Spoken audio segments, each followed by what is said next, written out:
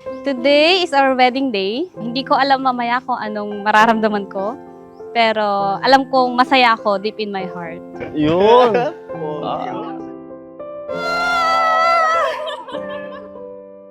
Naging close kami sa young people. Magkakasama kami sa young people organization sa church. Tapos, yun, biglang parang ang gaan ng loob ko sa kanya. Gusto kong maging close pa sa kanya. Kaya nagkaka-chat kami hanggang sa na-develop at pinag-pray siya sa Panginoon at nagsabi sa kanya na gusto ko siya.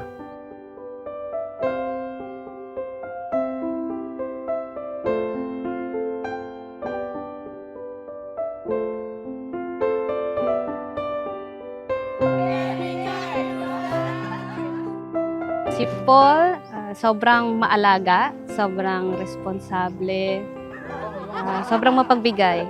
Very, handa siyang mag-sacrifice para sa ibang tao.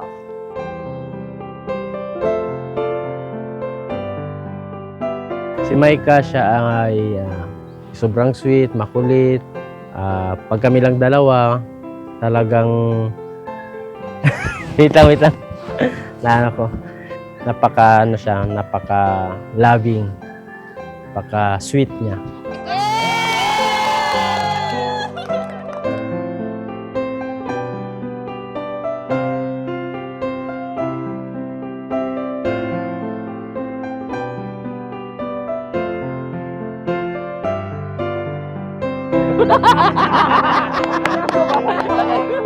Every blessing, every birthday na mayroon ako, nandyan ka. Ikaw ang ginamit ng Panginoon na instrumento na maging immediate solution sa mga problema ko. Alam kong binigay siya ng Diyos sa akin. Nakita na namin yung the best and worst ng isa't isa. And still, siya pa rin yung nakikita kong mapapangasawa ko. Siya ang kasagutan ng aking mga panalangin. Yan sa aking papa, yung kaisa-isa niyang anak na puging lalaki, magkakaroon na ng asawa.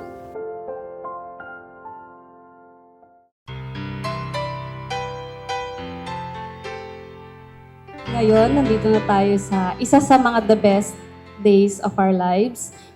At ako'y nangangako sa harap ng Panginoon at sa harap ng ating mga mahal sa buhay na kasama mo ako hanggang pagtanda. Mahal na mahal kita. Look at you, there you stand, nothing less than an answer to my prayer. For love everlasting kind that binds our hearts together. Love everlasting. Wow! To my groom, Paul, use this bag in your every journey. My heart goes with you now and endlessly. See you later, my soon-to-be husband, Micah. Next! Selfie! Papa, alam kong masaya ka ngayon kasi nahanap na namin yung mga taong magpapasaya rin sa amin at aalagaan din kami tulad ng pag-aalaga mo sa amin noong nabubuhay ka pa.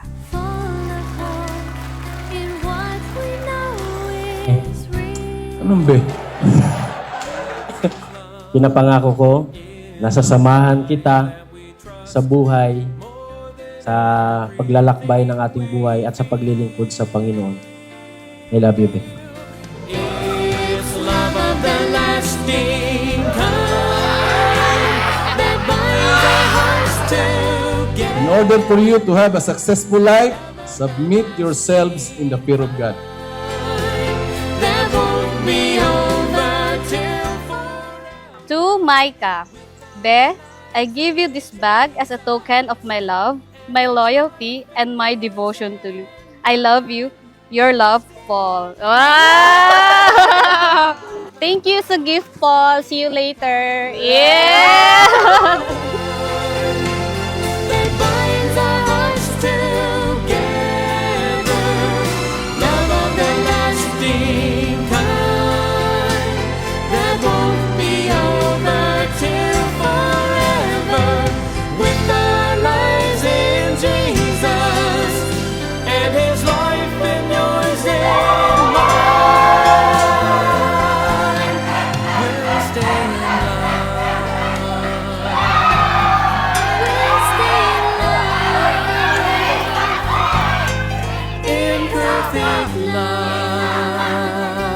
pangako ko sa'yo, sabay tayong maglilingkod sa Panginoon hanggang sa tayo ay tumanda, kasama ng mga magiging anak natin na ibibigay ng Panginoon. At excited ako sa lahat ng mga pagpapalang matatanggap natin at sa mga araw pang darating. Yun lang, and mahal na mahal kita, alam mo yan.